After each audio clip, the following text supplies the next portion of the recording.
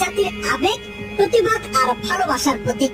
রুক্ষ ধীরচেতা কিন্তু ভীষণ মানবিক এই চরিত্রটি দর্শকের হৃদয়ে এতটাই জায়গা করে নেয় যে পর্দার ফাঁসির রায় বাস্তব জগতে পরিণত হয় কান্নায়, সুখে এবং প্রতিবাদে।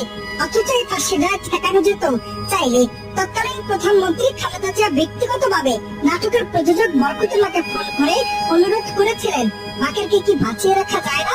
বরকতুল্লাহ সেই অনুরোধ পৌঁছে দিলেন হুমায়ুন আহমেদের কাছে, কিন্তু তিনি বললেন, না, আমি আমার গল্প বদলাবো না। তিনি ছিলেন লেখক সত্তায় একদম অবিচল।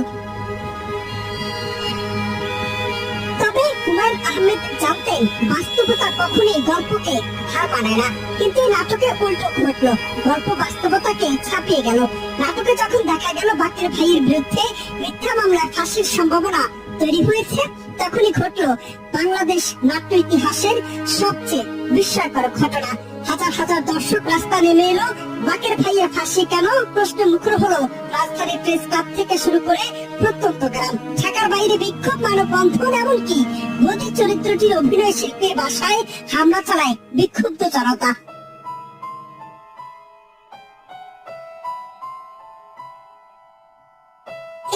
সেপ্টেম্বর 1993 নাটকের শেষ পর্ব প্রচারের দিন। বাংলাদেশ যেন থমকে গিয়েছিল। কল্পনার চরিত্রের মৃত্যুতে বাস্তবের মানুষ অশ্রুতে ভেঙে পড়েছিল। একদিকে পর্দা ফাঁসির মঞ্চ, অন্যদিকে সড়কে কালো ব্যানার, লাল কাপড়ে মোড়ানো মোমবাতি আর শোক র্যালি। বাকের ভাইয়ের ফাঁসি মানি না। শুধু দর্শক নয়, অভিনেতারাও আতঙ্কিত। শেষ দৃশ্যের শুটিং গোপনে করতে হয়েছিল, যেন কোনো ক্ষিপ্ত দর্শক সেটে এসে হানা না দেয়। এমনও বলা হয়, শেষ কিস্তি প্রচারের পর বহু মানুষ মানসিক ভাবে বিপর্যস্ত হয়ে পড়ে।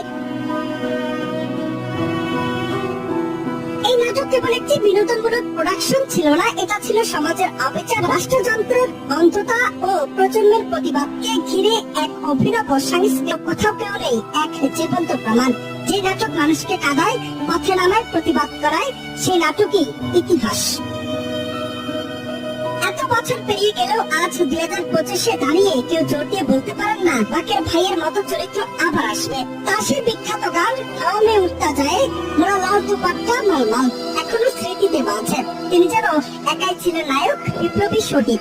হয়তো তাই কোথাও কেউ নেই নাটকটি শেষ হলেও বাকের ভাই এখনো বেঁচে আছেন বাঙালির হৃদয়ে, কথায় কান্নায়।